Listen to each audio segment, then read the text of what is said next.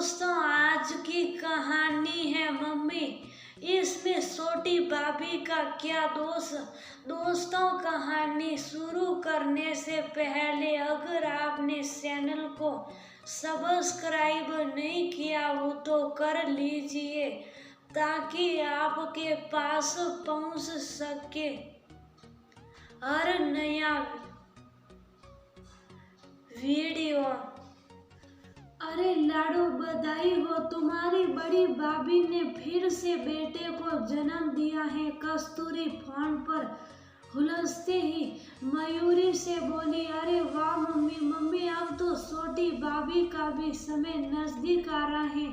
हाँ, आ तो रहा है, लेकिन कहीं ऐसा ना हो कि वो फिर से पिछली बार की ही तरह बेटी को जन्म दे दे। मम्मी आखिर कैसी बातें करती हैं आप, ये भी कहीं भाभी के हाथ में है। मयूरी थोड़ा गुस्सा गई क्योंकि वह आज के जमाने की पढ़ी लिखी लड़की थी और कस्तूरी पुराने जमाने की सोच वाली, जिनके लिए बेटिया का जन्म कभी भी शुभ नहीं रहा। खेल लगभग हफ्ते बर्बादी देखा। मयूरी में ना कहती थी कि कहीं ऐसा ना हो कि साधना फिर से इस बार भी बेटी को ही जन्म दे दे, और वही हुआ।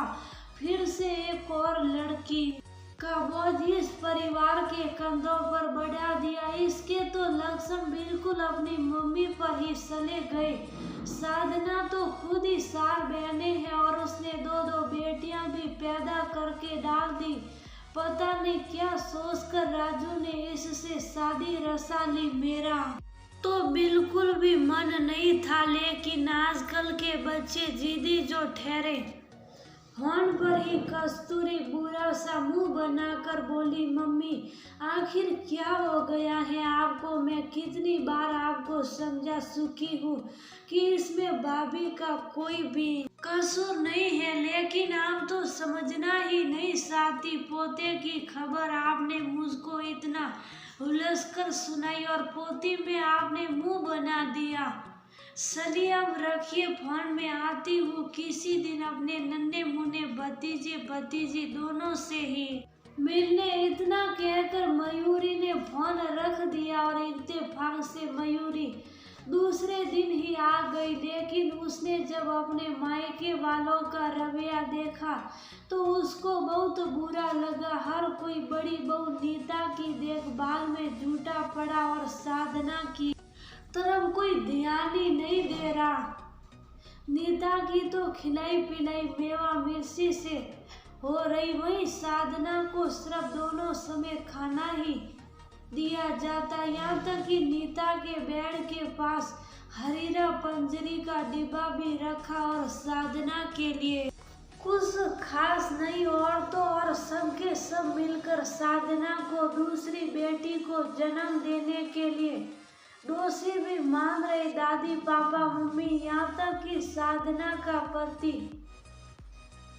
राजू भी बेटी के जन्म के लिए साधना को ही जिम्मेदार मान रहा। ये बात मयूरी को तो बहुत नागवार गुजरी क्योंकि वह साइंस साइड से पढ़ी हुई थी और ये बात अच्छी तरह से जानती थी कि बेटी या बेटे के जन्म के लिए स्त्री नहीं वरन पुरुष जिम्मेदार होता है। आज उसने अपनी भाभी के लिए आवाज उठाने की ठान ही ली, और जब रात में सब लोग एक साथ बैठे खाना खा रहे थे तभी मयूरी बोली, आप लोग छोटी भाभी को बेटी होने के लिए जिम्मेदार क्यों मान रहे हैं। ये तो साइंस ने भी साबित कर दिया है कि बेटा या बेटी होना सिर्फ और सिर्फ पुरुष पर ही निर्भर करता है। तो फिर सारी उंगलियां भाभी की ही तरफ क्यों, भैया की तरफ क्यों नहीं। अफसोस कि भैया भी भाभी को ही बेटी को जन्म देने के लिए जिम्मेदार मान रहे हैं। मैं आप सभी लोगों से पूछती हूँ कि अगर बेटी हो भी गई तो उसमें क्या बुराई। बेटियां ही तो इस सृष्टि की सर्जन करता है। दादी अगर आप नहीं होती तो पापा और बुआ कहाँ से आते। अगर मम्मी आप नहीं होती तो मैं और दोनों भैया कहाँ से आते। और अगर बड़ी भाभी और अगर छोटी भाभी नहीं होती तो उन दोनों के बच्चों की किलकारियां इस घर में कैसे घुसती। मयूरी बोल रही थी और घर के सब लोग शर्मिंदा होकर चुपचाप बैठे सुन रहे थे। सच्चाई तो वो भी जानते थे, लेकिन समाज हमेशा से ही स्त्री को बेटा बेटी के होने का दायित्व मानकर प्रताड़ित करता चला आ रहा है। लेकिन आज मयूरी चुप न रह सकी। अंदर कमरे में गोद में बेटी लेकर बैठी साधना साड़ी के पल्लू से अपने आंसू पोंछ रही थी कि कम से कम कोई तो उसके सामान को लेकर इस घर में आवाज उठा रहा था।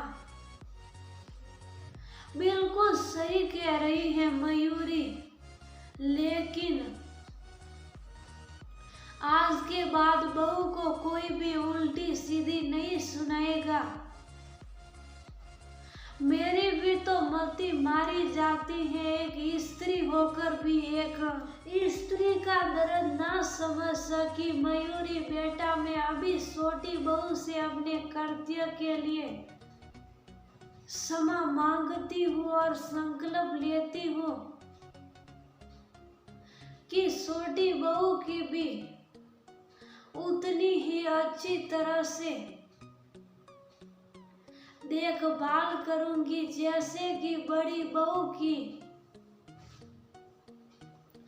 कस्तूरी अपने आचरण पर शर्मिंदा होकर बोली और उसकी ये बातें सुनकर मयूरी हुल्लस कर